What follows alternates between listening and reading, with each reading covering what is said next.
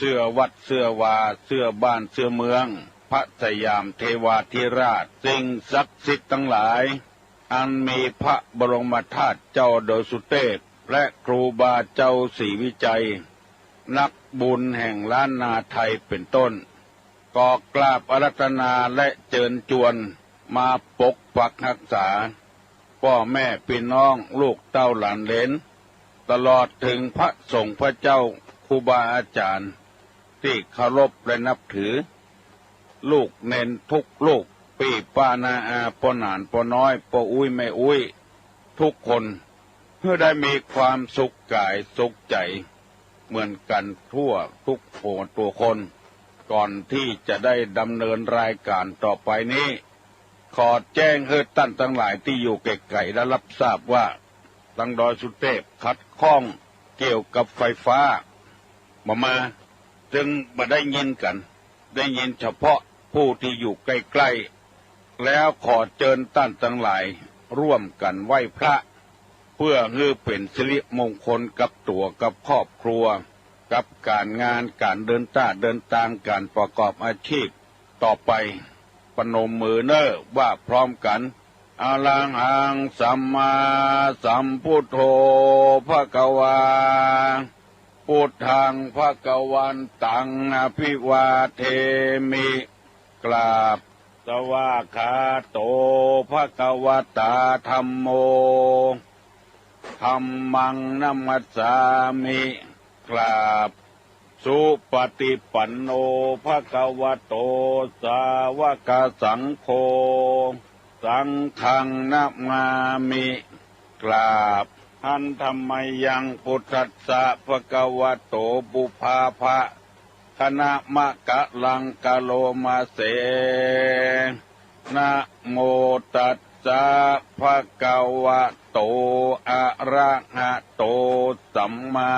สัมพุทธัสสะนะโมตัสสะภะคะวะโตอะระหะโตสัมมาสัมพุทธัสสะนะโมตัสสะภะคะวะโตอะระหะโตสัมมาสัมพุทธัสสะพุทธังสรณังกัจฉามิธัมมังสรณังกัจฉามิสังฆังสรณังกัจฉามิตุติยัมปิพุทธังสรณังกัจฉามิตุติยัมปิธัมมังสรณังกัจฉามิตุติยัมปิสังฆังสรณังกัจฉามิตติยัมปิพุทธังสรณังกัจฉามิตติยัมปิธัมมังสรณังกัจฉามิตติยัมปิสังฆังสรณังกัจฉามิอิติปิโสภะคะวะอะระหังสัมมาสัมพุทโธวิชชาจารณะสัมปันโนสุขโตโลกาวิทูอนุตตโลปุริสธรรมสารถีสัทธาเทวะมนุษย์สานังพุทโธภควาติสวากขาโตภควตาธัมโมสันติทิโกอากาลิโกเอหิปัสสิโกโอปัญญิโกปัจจัตตังเวทิตโพวินยูหิติสุปฏิปันโนภควโตสาวกสังโฆอุตุปฏิปันโนภควโตสาวกสังโฆญาญาปฏิปันโนภควโตสาวกสังโฆสามิจิปฏิปันโนภควโตสาวกสังโฆญาติตังจัตตาลิปุริสายุคานิอัฏฐะปุริสาปุคลาเอสะภะคะวะโตสาวกสังโฆอาหุไนโยป ปาหุไนโยทักขิไนโยอัญจลิกาลนิโยอนุตตรังปุญญเขตังโลกัสสติกราบหนึ่งกราบสองกราบสามมาแล้วเนิ่นพ่อแม่พี่น้องปู่ป้าน้าอาพ่อนานพ่อน้อยพ่ออุ้ยแม่อุ้ยพ่อเฒ่าแม่ม่อนทั้งหลายมาแล้วเน้ออะไรมาเสียงก้องเสียงกองเสียงมองต่ำเข้าเสียงตุเจ้าเทศนาธรรมมาถึงบ้านถึงจองแล้วเน้อส่วนที่ไกลๆนั้นยังบ่มาเตื้อเพราะเหตุว่ามีความขัดข้องทางไฟฟ้าบางอย่างทางโดยสุเทพเวลานี้ผู้ที่อยู่ใกล้ๆก็ได้ยินกันค่อยเหลือได้นำเอากรรมโบราณมาฝากมาฝังมาเป็นคติเตือนใจพี่ป้านาอาศรัทธานักศิลป์นักบุญทั้งหลายถึงวันบางข้องก็จำได้บางข้องก็จำบ่ได้ก็บ่เป็นหยังฟังเพื่อเป็นข้อคิดฟังเพื่อกำจูปารมีของตนเองคือเพิ่มเติมยิ่งขึ้นไปมีหลายคู่หลายคนเคยโทรศัพท์มาบอกตุลุงว่าตั้งแต่ได้ฟังธรรมในวิทยุจากตุลุงมานี่รู้สึกว่าครอบครัวไอ้หยังก็ดีขึ้นมาตั้งบ้านตั้งจองก็ดีขึ้นมาคำว่าดีนี่ไม่ใช่ร่ำรวยขึ้นคือความเป็นอยู่อย่างทุลักทุเลที่เคยมีมาแต่ก่อนผัวบ่ถูกเมียบ่ถูกผัวลูกบ่ฟังคำพ่อคำแม่หมู่นี้ดีขึ้นมาหลายครอบครัวตุลุงก็สบายอกสบายใจที่อดสามานั่งเทศกูเจ้าใน1 ชั่วโมงเพื่อให้เอาธรรมะเข้าถึงจิตถึงใจปรับปรุงให้มันดีขึ้นโดย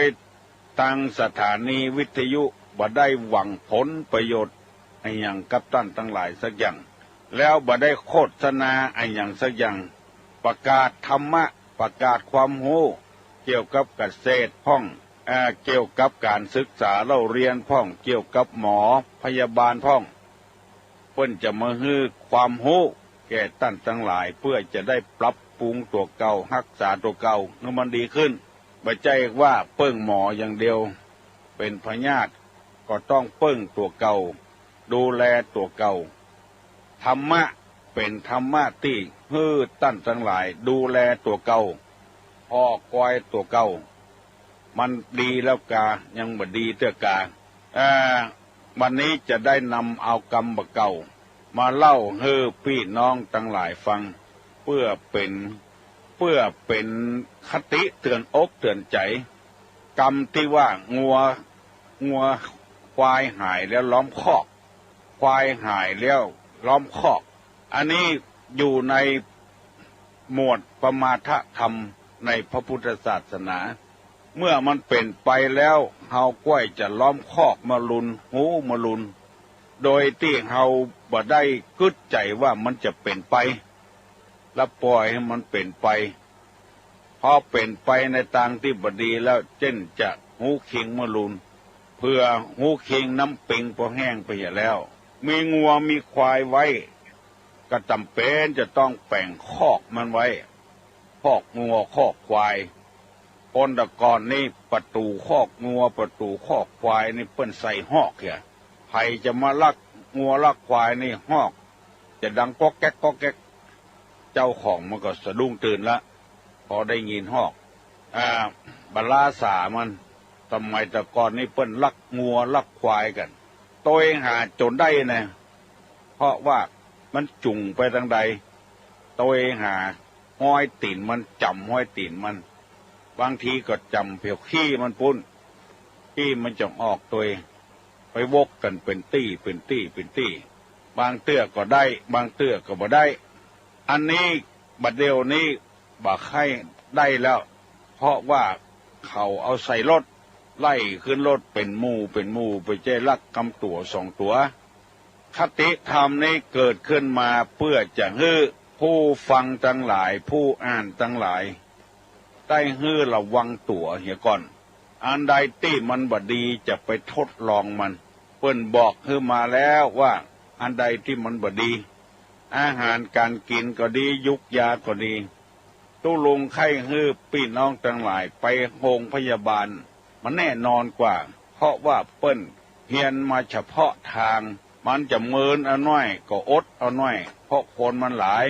เฮาบ่ใช่เป็นคนเดียวเปิ้นก็ต้องการอย่างเฮาก็ต้องการอย่างเปิ้นอดเอาทนเอาน้อยหมอนี่มันแน่นอนดีเอาเลือดไปกวดให้ก่อนเอาอุจจาระขอโทษเถอะเอาขี้ไปกวดให้ก่อนมันเป็นจะใดเปิ้นจะหู้ในเลือดในขี้หั่นเลือดนี่เป็นเหมือนกับแม่น้ำเส้นใหญ่ของประเทศบ้านใดเมืองใดถ้าขาดแคลนน้ำบ้านนั้นเมืองนั้นนักแก่พ้องจะหาความอุดมสมบูรณ์บ่ได้หาความอุดมสมบูรณ์บ่ได้บ้านใดเมืองใดถ้าน้ำดีอุดมสมบูรณ์ดีน่ะเพิ่นจะกวดที่เลือดเสียก่อนเอาเลือดไปกวดบางคนก็บ่โง่เอาไปแต่เอาไปว่าบึดหมอนึงเอาไปหมอนึงเอาไปเปิ้นบ่ใจฆ่าเขามันเป็นความรู้ของเปิ้นเฮียนมาเจออันเอาเกียต้องอดเอาต้องทนเอาถอยน้อยถ้าบ่อดบ่ทนก็บ่ไหวฆ่าตัวเก่ามีหลายคนที่ค้านท่าหมอหนีไปเหีย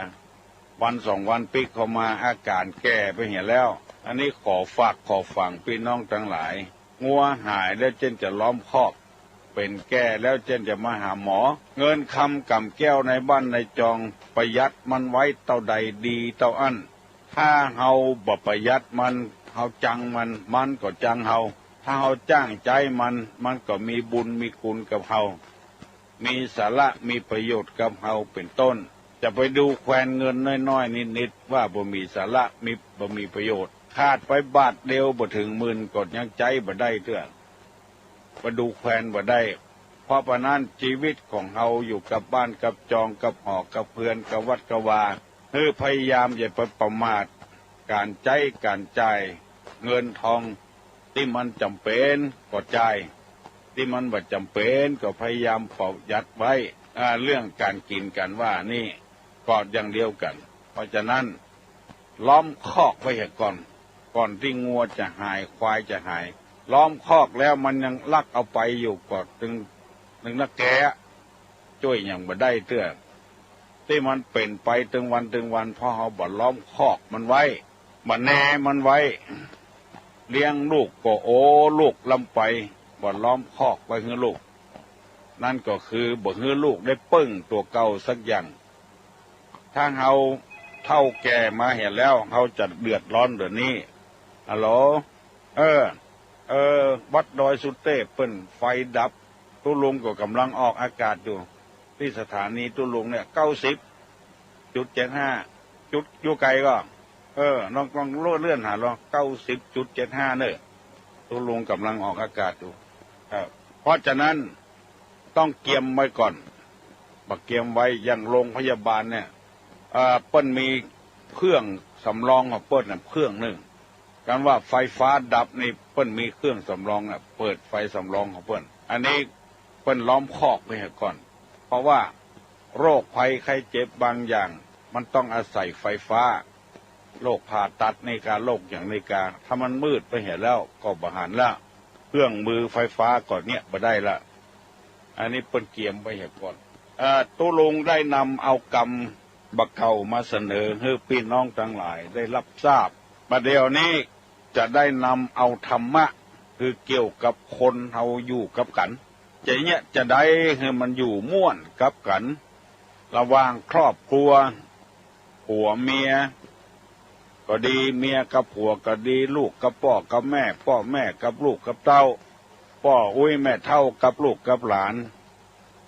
แก่บ้านกำนันกับเจ้าบ้านกับแก่บ้านกำนันเนี่ยจะได้อยู่ให้มันม่วนมันมีความสุขบุกสุขบานหวานใจกินม่วนตาลม่วนมาใจนับได้นับอยู่ก็ต้องมีคุณธรรมต้องมีจริยธรรม ถ้าบ่มีคุณธรรมบ่มีจริยธรรมมันอยู่ด้วยกันบ่ม่วนละหองละแหงกันละแวงสงสัยกันตลอดเวลาคุณธรรมที่ตุลุงนำมาเสนอนั้นได้เล่าไปให้พี่น้องทั้งหลายฟังเป็นจำนวนมากและได้อธิบายไปเป็นข้อแล้วว่าจริยธรรมของคนที่จะอยู่ร่วมกันนั้นมีอยู่4 อย่าง1สังฆะวัตถุ4แปลว่าเครื่องสงเคราะห์ซึ่งกันและกันมีตานมีปิยวาจามีอัตถจริยามีสมานัตตาหมายความว่ามีตานแล้วก็อู้กันลงส่งกันปอบ่อู้แปะหูกันทำตนให้เป็นประโยชน์ประพฤติตัวสม่ำเสมออันนี้เป็นข้อที่1ข้อที่2พรหมวิหารทั้ง4ก็ได้อธิบายไปแล้วคือเมตตาปรารถนาให้คนอื่นเป็นสุขกรุณาสงสารให้คนอื่นพ้นจากทุกข์ข้อที่3ว่ามุทิตาพลอยยินดีเมื่อคนอื่นได้ดีบ่ลิดบ่ร้อนบ่ข่มเหงแต่งแป้ไผข้อที่4ว่าอุเบกขาคือความวางเฉยบ่ดีใจบ่เสียใจเมื่อทุกผู้อื่นถึงความเดือดร้อนวิบัติบ่ดีใจตื่นเต้นเกินไปแล้วข้อที่3ว่าทันตาแปลว่ารู้จักปรับปรุงตัวเข้ากับชาวบ้านปรับปรุงตัวเก่าเข้าจะเพื่อเปิ้นมาเข้าเฮานี่มันยากอยู่เพราะเปิ้นบ่ฮู้นิสัยเฮาพยายามแต่งแปลงเอาตอกตักหมอนั่นตอกหมอนี้เวลามีการมีงานจะต้องพึ่งปะอาศัยกันแล้วตุลุงได้เอาข้อที่4ว่าอคติ4อย่างคือจะไปลำเอียงเพราะฮักกันเรียกว่าฉันทาคติลำเอียงเพราะโกรธเพราะเกลียดนึกกันจังกันเรียกว่าโทสาคติอันนี้มาความลำเอียงกันอย่างอี้ฮักเบื้องย่ำแความบถูกประลงกันได้นำเสนอไปแล้ววันนี้จะได้นำเอาคำว่าโมหะคติคำว่าโมหะคติบาลีแปลว่าลำเอียงเพราะเขาเพราะโง่เพราะเขาเพราะเบาปัญญาความหลงงมงายหูเท่าบ่ถึงกันแล้วก็ไปฮักไปแปลงคนเจออันเพราะความหลงของตัวเองไปโดนเขาเป่าหูไปโดนเขาใส่ร้ายป้ายสีจึงเป็นเหตุให้เฮานี่เป็นคนบ่ลวกไปอย่างต้องไปปรึกษาหารือกับคนหูคนลวกห้องเฮาจะไปหลงกับมันเกินไปบางสิ่งบางอย่างเฮาหันห้อมอยู่โตโลว่าเขาคบเฮาเพราะหวังผลประโยชน์จึงเป่าหูเฮาก็เลยเป็นคนบ่เข้ากับเพื่อนกับฝูงไผว่าฮื้อก็บ่ได้เพราะมันโง่เขาไปแล้วไปอยู่กับผัวโดนผัวเป่าหูจังปี้จังน้องจังเผียวป้อเมียแม่ป้อผัวแม่ผัวจังผัวน้องผัวปุ้นอ้ายผัวปุ้นไปอยู่กับเมียโดนเมียเป่าหูมีหุบ่มีหุหลงเลยเอาตั้งหนังเป็นย่อมหญ้าเอาตั้งหน้าเป็นหอเป็นเฮือนบ่ถูกบ่โล่งกันเพราะมีอคติซึ่งกันและกันหลง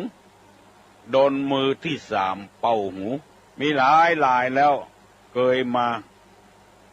โทรศัพท์มาอู้กับตุลุงว่าไปโดนผัวเป่าหูทั้งที่ผัวนั่นก็หูอยู่บ่ใจมีอย่างซักอย่างมาอยู่กับตัวอาศัยบ้านอาศัยจองของพ่อเมียแม่เมียนั่นละเป่าหัวลูกเป่าหัวเป่าหูเมียตัวเก่าเฮ้ยจังพ่อจังแม่จังพี่จังน้องเมียก็เลยเป็นคนลำบากจะฟังไผก็บัดดีฟังผัวก็น่าดีฟังพี่ฟังน้องก็น่าดีฟังอยู่ในตกภาวะที่ลำบากมากจะไปเยี่ยมไปใจแม่เจ็บเป็นเอ็นอุ่นจะไปเยี่ยมไปใจก็ไปบ่ได้เพราะผัวห้ามไว้บ่ไปก็บ่ดีตกอยู่ในภาวะที่ลำบากมาปรึกษาหารือกับตุลุงเข้าไปเข้ามามันตกอยู่อย่างตกอยู่ในภาวะที่ลำบากคือเป็นคนลำเอียง ไปฮักผัวเหลือพ่อเหลือแม่เหลือพี่เหลือน้องไปฮักเมียเหลือพ่อเหลือแม่เหลือพี่เหลือน้องตกอยู่โมหะคติคืออคติในทางที่หลงเพราะความบ่ฮู้ของตัวเองเพื่อฮู้มาเมินเข้าประทุประโล่งกันแล้วหน้าหันอกหันใจเวลาเจ็บเป็นเย็นอุ่นบ่มีไผไปเยี่ยมไปใจสักคนมีก็คนอื่นไปเยี่ยมไปใจพี่น้องไผมันไปใกล้บ่หันหน้าพี่หน้าน้องนี่บ่ม่วนอกบ่ม่วนใจแม่เฒ่าก็เหมือนกันบางทีก็ไปหลงกับลูกเขยบางทีก็ไปหลงกับลูกสะใภ้มาจังลูกตัวเก่าก็มีพ่อเฒ่าแม่เฒ่าอันนี้ตกอยู่ในอำนาจของความหลงทั้งนั้นเพื่อว่าโมหะคติเลยฮักคนบ่เต้ากันฮักลูกอีลานักเหลือลูกบ่อ้ายเพราะว่าไปจังเมียบ่อ้ายจังเมียบ่อ้ายยังบ่พอจังเผียวบ่อ้ายพุ่นจังเผียวลูกบ่อ้ายพุ่นอันเนี้ยเป็นคนเฒ่าที่ดีบ่ได้ลูกอีลามานี่ฮักลูกเขยฮักอีลาฮักลูกอีลาด้วยแถม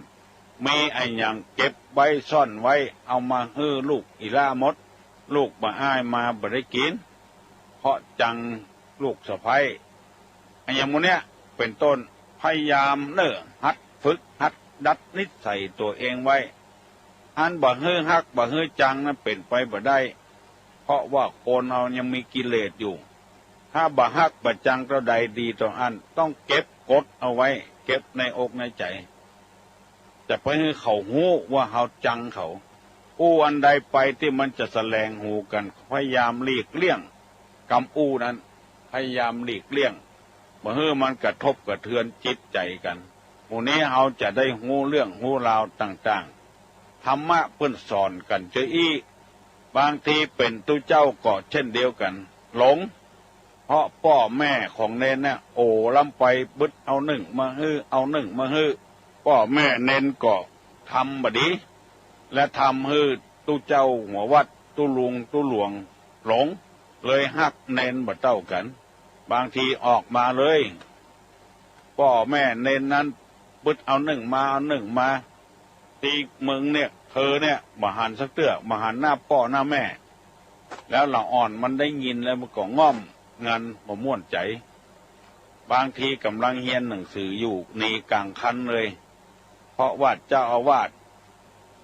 ไปหลงมัวเมาในลาภสักการะเกินไปบางทีตู้เจ้ากับศรัทธาพิษหัวกันก็มีเพราะบ่เข้าใจเปิ้นยืมเก้าอี้แล้วยืมไปแล้วตัวเองมาเมื่อลุนจะเอาเก้าอี้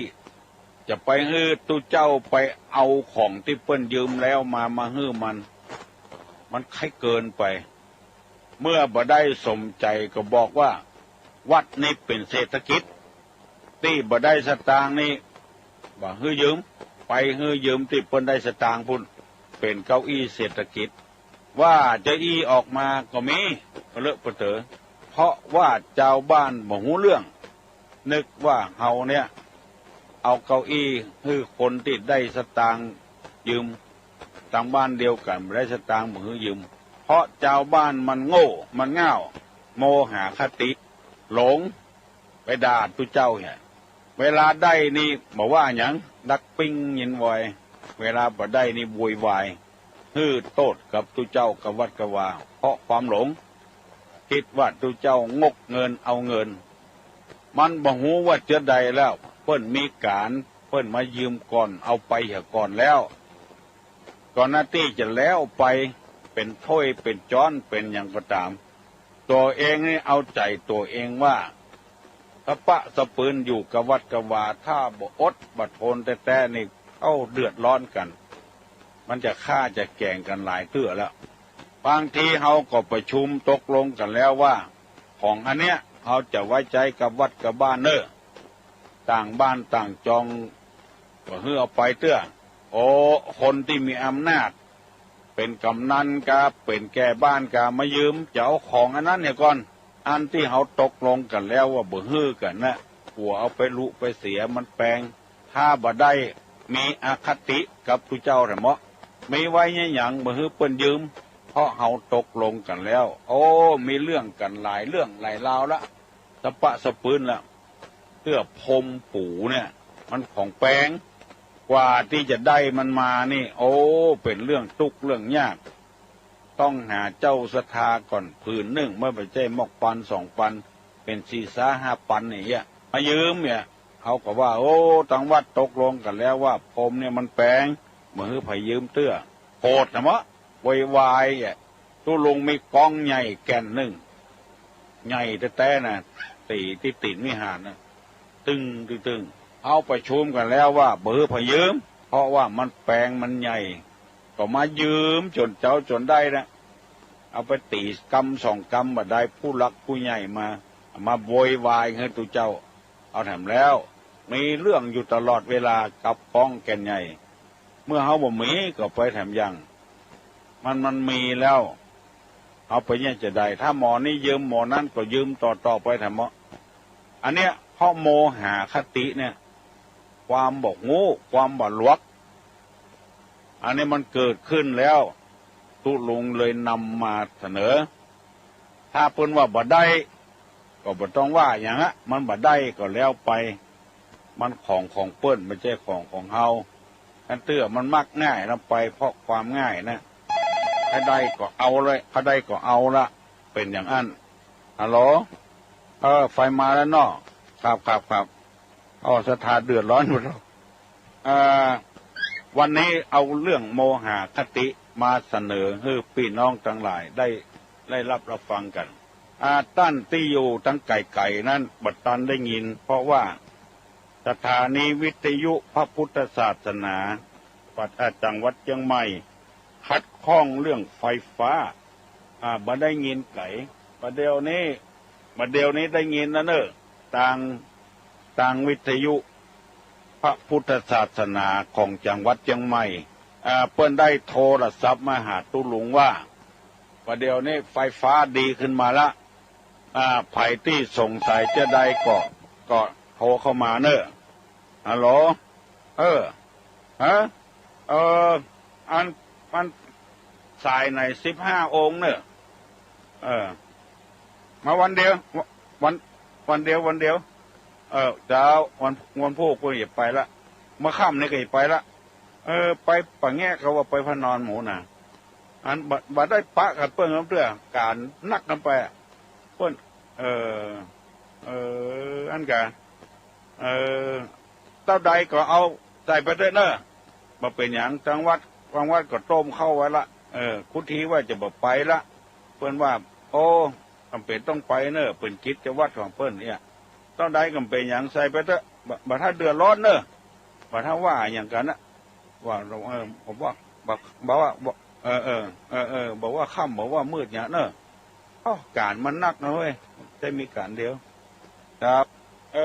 ประเดี๋ยวนี้สถานีวิทยุพระพุทธศาสนาของจังหวัดเชียงใหม่ได้ออกอากาศแล้วเนอะตู้ลงขอลืมทำกรรมว่าคนเอาอยู่กับกันนี้จะต้องมีคุณธรรมถ้าบ่มีคุณธรรมนี่อยู่กับกันบ่ม่วนเป็นต้นว่าผัวกับเมียลูกกับพ่อกับแม่พ่อแม่กับลูกกับเต้าพ่อเท่าไม่เท่ากับลูกกับหลานหมดเนี้ยต้องมี1สังฆะวัตถุ4มีการเสียสละพ่องอู้กันม่วนพ่องทำตนให้เป็นประโยชน์พ่องทำตนเสมอต้นเสมอปลายพ่อง2มีพรหมวิหารทั้ง4เมตตากรุณามุทิตาอุเบกขา3รู้จักปรับปรุงกับเข้ากับคนชาวบ้านและข้อที่4นี้อคติ4คือเว้นจากฉันทาคติลำเอียงเพราะฮักกัน2ลำเอียงเพราะความโกรธความบัดธาตุบ่เข้ากันมากินเส้นกันอันนี้ก็คือความลำเอียงแล้วก็วันนี้กำลังอธิบายเรื่องโมหะคติคือความหลงโอ้เท่าบ่ถึงการและแอวไปวิพากษ์วิจารณ์ทั้งบ้านทั้งจองกันเตื้อมันบ่มีอย่างที่ตัวว่าเพราะความหลงของตัวเองเรียกว่าโมหะคติลำเอียงเพราะหลงงมงายโดนเป่าหูพ่องโดนมือที่3ออกกวนความสงบภายในบ้านพ่อง เลยบ่ถูกบ่โล่งกันเปิ้งปะอาศัยกันบ่ได้แล้วต่อไปนี้ก็เปิดโอกาสเนาะว่าสาธุลุงเจ้าทั้งละปูนหรออยู่ปะแก้ละปูนเจ้าปะแก้เจ้าโมนเนาะเจ้าตุลุงไปพาไปตุลุงทุกวันละเจ้าบุญรักษาเนิ่นน้องเนิ่นคือว่าถ้าไทยโทรศัพท์มาตุลุงนะกรุณาขอตุลุงบอกว่าขอหลีวิทยุหน่อยถ้าบะอย่างนั้นมันดังวีดบอกหลายเตอแล้วเจ้าเตยนะไหวสาตุลุงนะเจ้าจกดีนะจ้า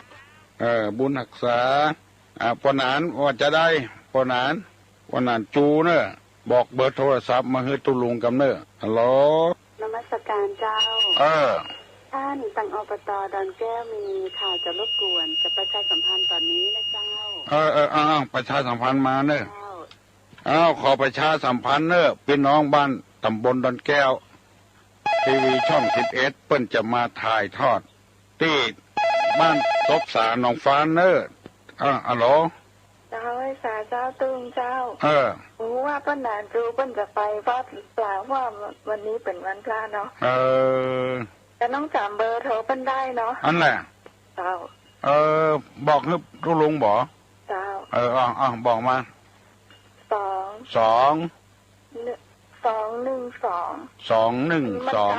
มันกับ573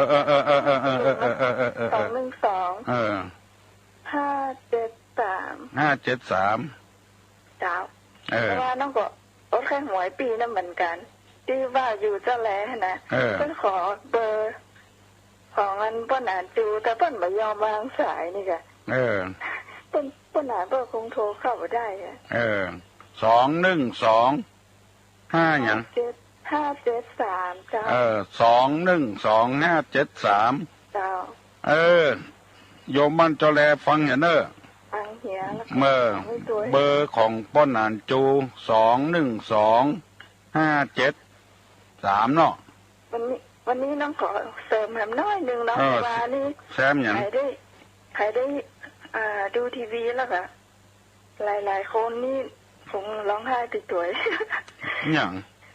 นายกเนาะที่เป็นไว้ถ้าใครชอบนายกนี่คงร้องไห้แน่ๆเลยน้องคนหนึ่งนั่งให้หน้าทีวีน่าเสียดายตุลุงเนาะเนี่ยเขาพัญญาเวสันตละอย่างที่ลุงว่านะครับอยู่ใกล้สกามน้องว่านะกงนะตุลุงยิงโมปฏิยุนะเนี่ยเพิ่นยังมันเมืองที่อย่างนั้นน่ะเจ้าไว้เจ้าอย่างไว้เจ้านี่ตุลุงจะถามปัญหาละอ่อนกันเนี่ยถามก็มันบัดตันเด้อเจ้าโทรศัพท์มาให้ก่อนเจ้าไว้เจ้าไม่ออกบ้านจอแลเนอะ212อย่างก็212 573เนอะไม่ออกบ้านจอแลจดไว้เห็นเนอะฮัลโหลนมัสการครับท่านผมจดประกันนะครับที่ไหนที่3หลังข้อที่3ไปครับปรารถนาชั่วแล้วก็ข้อที่4ตันอีข้อที่5นี่โอ้อวดข้อที่6นี่ไม่ละอายมีอย่างแหมอันครับที่ว่าตะกี้นี่กันครับปรารถนาชั่ว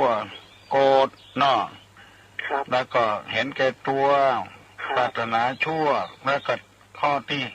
5นิตนีครับแล้วก็ข้อที่4นิตนีข้อที่5นี่โอ้อวดครับข้อที่6ไม่ละอายใจครับข้อที่7ไม่กลัวบาปครับไม่กลัวบาปจดไว้แหละครับที่ไหนฮะลำปางครับโอ้บ้านยังจะเข้าลำปางนะครับเจ็ดติดต่อแล้วครับเลยโดยสเก็ตแล้วครับลำปางครับบ้านอยู่ลำปางแต่อยู่ที่เชียงใหม่นี่กันประเดี๋ยวนี้ครับอยู่เขตติดต่อเชียงใหม่ครับเขตติดต่อเชียงใหม่ครับอันกะครับได้ยินชัดดีไงครับผมชัดดีครับยินดีเนอะครับได้หมดแล้วเนาะครับครับพยายามเนอะจะไปให้อยู่ใน7 ข้อเนอะครับเพื่อจะห้องว่าเป็นคนเลวครับโชคดีนะครับเดินทางโดยปลอดภัย ดีละไม่ออกจอแลจดไว้เนอะน้องพิษสมัยพวงมาว่าทุลุงบัดตอบบัดถามปัญหาละอ่อนกากับมันบัดตันเนี่ย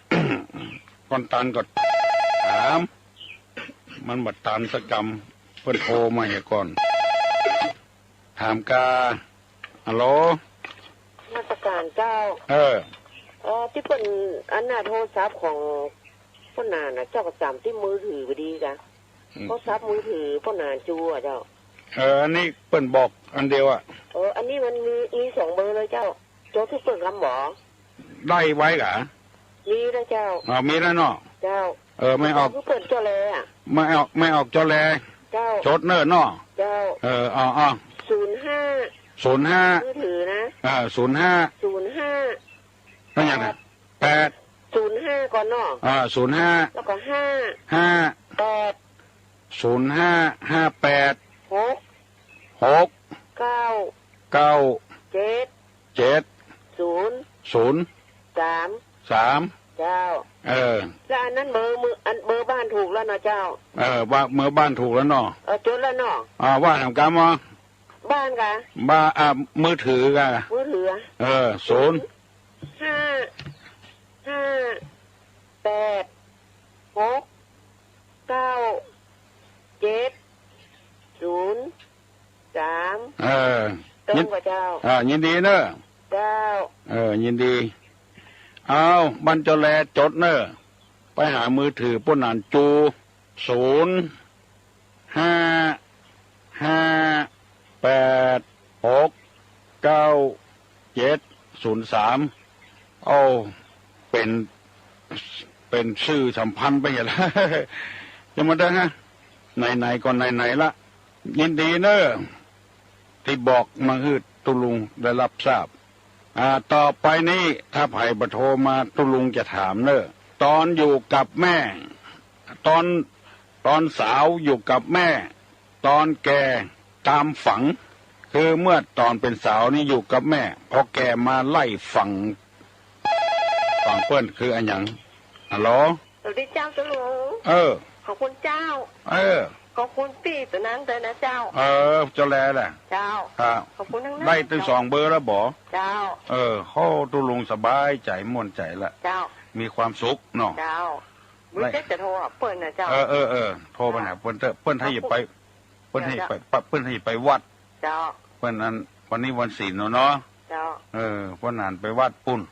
ขอบคุณพี่2คนนั้นนะเจ้าพี่2คนไปพิษสมัยเจ้าพิษสมัยนะเจ้าพิษขอบคุณนักๆเนาะตุลุงสบายใจไ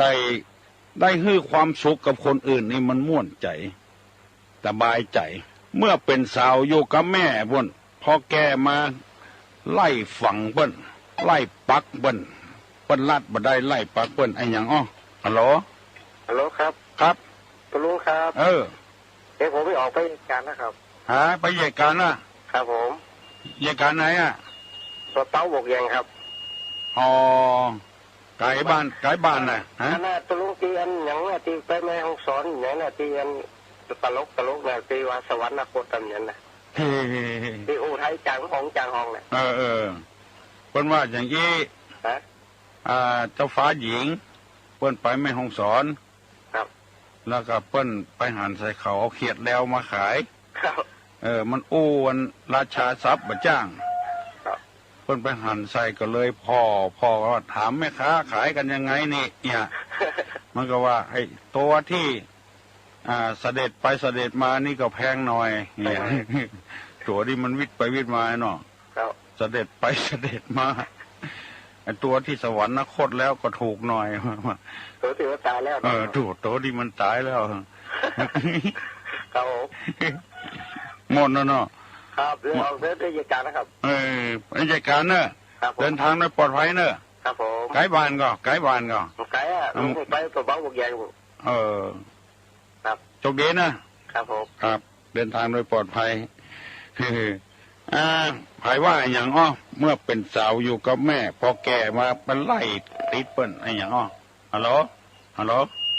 ว่าการนอกการเจ้าได้ยินละ ตลกดีล่ะเข้าใจเหรอเขียดข้าวแถวเจ้าฮะเขียดข้าวแถวเจ้าคือโทรไปตะกี้นะแม่ขันแก้วฉันพูดเลยนะเจ้าอ๋อนี่ไงดูเพื่อนท่าฮู้ตีไปบ้านเพื่อนเหมือนกันนะสงสารคนนักเจ้าฉันพูดเลยไหนอ่ะโดยสเก็ตอะเจ้าอ๋อฉันพูดเลยโดยสเก็ตอ่ะไม่ขันแก้วเนาะเจ้าที่บอกเบอร์นั่นนะเจ้าเพื่อนนะล่ะบอกตู้กับว่าแล้วโทรไว้ปฏิทินอะเจ้าอันกะตันเพื่อนเจ้าโอ้ฟังตุลุงนี่นะโอ้ดีนักระเดี๋ยวนี้การกดการเกลียดเนี่ยไม่มีละใครว่าอย่างเขาเต้ยระเดี๋ยวนี้ขอโฆษณาแม่หักเนอะไปที่ไหนก็อู้มันมัดของนี่เนอะ6 โมงอ๋อโฆษณามีคนรุ้นฟังเนี่ยขนาดอ่ะดีใจด้วยนะเจ้าตำบ้านตำจองนะเจ้าบอกให้เพื่อนไปเด้อเนอะเจ้าโอ้แล้วอันนี้แหมเทศหวยให้อย่างกับนี้นี่มดเอาไปเดียวเนี่ยมานะที่บ้านน่ะไปขอไปเถอะขอได้แล้วนะเจ้าแน่นส่วนมดอย่างกับนี้เราเดียวนี่เผยแผ่พมดอ่ะแน่นำให้คนอื่นแหมเนอะคือไปขอมาโอ้ของดีรูปไม่ใช่ของให้หรอกเจ้าตัวลงอายุนักแล้วถ้าอยู่ได้ทำกี่ปีโอ้โหชวนกันฟังติ๊กๆเนอะเจ้านี่กระชวนไปเนาะวันที่12ที่3นะโอ้บุญนักแต่วันที่12ตอนบ่ายนะเจ้า12ตอนบ่ายมาวันที่13ก็พอละเจ้า13ก็ได้เนาะ12ต้องไปนะปักเข้ากระไทยนะตอนบ่ายมันฮ้อนเจ้ามาเจ้านักแฟนเนี่ยวันที่13นะมาเตเนอร์โอ้ปัดปั่นกันมาเตยินดีบุญรักษาปล่อยตอบได้หาน้องป๊อปน้องอามน้องบิมน้องบิวแล้วก็น้องพิมพ์ปล่อยตอบได้หาเมื่อเป็นสาวอยู่กับแม่พอแกไล่ติดปุ่นอ่ะหนีไปหาแซบอ่ะอันยังหาติดต่ำเตียวเขาลัดไปมันติดต่ำเตียวเขาอันยังหาตอบมาเนอโหหาแซบก็ละตุลุงเห็นละมาฟังตุลุงแล้วก็วันนี้อย่าไปลืมเนอะเป็นน้องต่างหลายวันศีลเนอะวันนี้นะไปใส่บาตรเนี่ยพวกการขัดเข้าคือพ่อคือแม่อย่าเนอะฮัลโหลเนี่ยก่อนมันก็จ้าน่ะค่ะบอกคือจนหูคนเดิมนั่นว่าเด็กขี้มีใครตอบเนาะน่ะค่ะเรียนนะชาบอกคือจนหูติดเตียวเป็นปุ๊กอ่ะบอกคือจนหูเนี่ยก่อนไผจะทำยังทำหาไผจะอู้อย่างครับตุลุงหาโอมาเนอร์121 058 121 058ฮัลโหลเจ้าฮัลโหลเจ้าไปใส่บาตรนะตุลุงจะไปใส่บาตรไปอ่ะเนอะเจ้าโอ้จุดธูปจุดเทียนไว้พระเจ้าในวิหารเนี่ยเจ้าอธิษฐานเนอะเขาได้ยังใครหายจากโรคจากภัยใครอยู่ดีมีสุขอธิษฐานด้วยอันดีมีสุขกับตุลุงนะอยู่ดีมีสุขกับตุลุงนะเอาแกงอย่างไปใส่บาตรแกงพะง้วนเลยอะแกงพะง้วนตุ๊เจ้ามากตุลุงน่ะมันโขมด้วยจ้าแกงอย่างก็ได้เนาะจ้าที่ส้มแก้มหมูเจ้ามึงอยู่ใกล้วัดโลไปเหรออยู่ใกล้วัดตุลุงหูได้ยังว่าอยู่ใกล้วัดโอ้หูกะฟังเสียงก็หูแต่อีหูดาวเอาตุลุงดาวเอานี่เอาตามใจแล้วจะว่าเดาก็เดาจะว่าบัดเดาก็หูมาหูก็ไผ่ไอ้แห้งก็อย่างล้ำเหลือไอ้แห้งอย่างล้ำเหลือฮีเตอร์หวานแอวตุลุงอันนั้นก็ได้จ้ะอย่างยองก็ได้ยองก็ได้เห็นแล้วนะตุลุงหูเรื่องนะตุลุงว่าวอีสานก็ได้ฮัลโหลจริงพวกภาษาจริงก็ได้ได้หลายภาษาโลกจริงเนาะลำปังก็ได้นะเมืองปั๊มลำปังเมืองแปะเมืองนานนี่ตุลุงได้หมดอ่ะเก่งแต่คนเก่งคนเก่งขอโทษนะเจ้าขอโทษที่ว่าคนเก่งลืมไปอันนี้ว่ายายหาท่านเจ้าคณะอำเภอคนเก่งยังมาให้รางวัลพ่องแล้ววันที่13วันก้าดีเด่นน้องที่13จะไปเนี่ยตุลุงเนี่ยแกงกระด้างหมีละน้องมันฮ้อนแล้วเนาะแกงกระด้างมีจะเอาใส่ตู้ไว้อันกันใส่ตู้เย็นเนาะยังกระด้างอยู่เดี๋ยวจะให้ตุลุงเอาอันนั้นไปอันตั้งนี้เอาอันอย่างก็ซิวอ่ะ เอาไปเจาะแก่งกระด้างเจ้า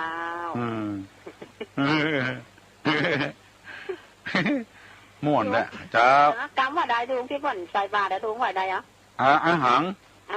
สุขิโตโหมิหางนี่น่ะตุลุงน่ะอาหารอันอย่างมาตุลุงสุขิโตขิโตโหมิโหมิอีน่ะตุลุงโหมิอีน่ะตุลุงโหมิเจ้าวันนั้นตุลุงถามกำละมันบอกกันแล้วเจ้าลืมไปแล้วอาหารสุขิโตโหมิเจ้าอันว่าตุลุงคนใส่บาตรก็เจ้าว่าบากะเต็มวัดน้ำเดือนนี่มันเชื่อมาพอกะเต็มวัดเต็มวิหารโอ๊ตกำเดียวอย่าไปหาเพื่อนละของกินตุลุงเต็มขันตกแล้วดูตั้งกินนะกินก้อนแล้วลงวิหารเนาะฉันแล้วก็ลงมาลงตุลุงเนาะกินมันได้นักกินน้อยเดียวกินนักน้ำหนักขึ้นหมอบนเดือด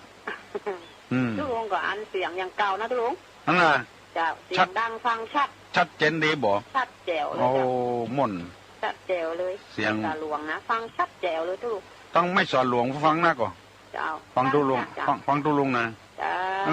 บอกเพื่อนก่อจะบอกกะ6 โมงถึง 7 โมงนี่เนาะ6 โมงถึง 7 โมงจะตุลุงนะไล่บอกเพื่อนได้เนอะไม่สอนหลวงไม่สอนน้อยก็บอกหมดเลยกะพระไผ่ก็บอกจะได้หูธรรมะธรรมโมนักเนาะก็ได้จะไปวัดละใกล้วัดเจ้าจะใกล้วัดเจ้าใกล้วัดในเด็กไปวัดแล้วเลยจะเสด็จได้กะเสด็จไปเสด็จมาแล้วอู้เรื่องเนาะเครียดตัวเท่าไหร่ขายยังไงตัวที่เสด็จไปเสด็จมานี่ก็แพงหน่อยตัวที่สวรรคตแล้วก็ถูกหน่อยลุงก็ลุงเหมือนเดิมนะเนาะตู้ตลกเหมือนเดิมนะ